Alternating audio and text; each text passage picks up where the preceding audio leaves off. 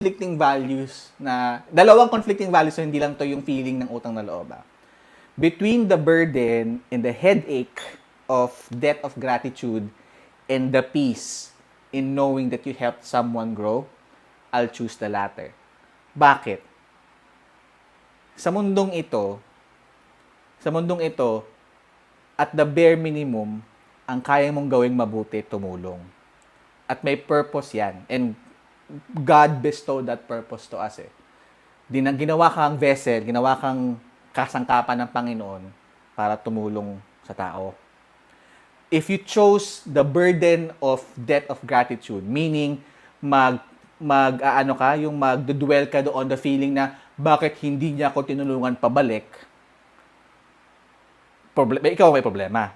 Kasi you are given the opportunity to feel and experience the idea of peace.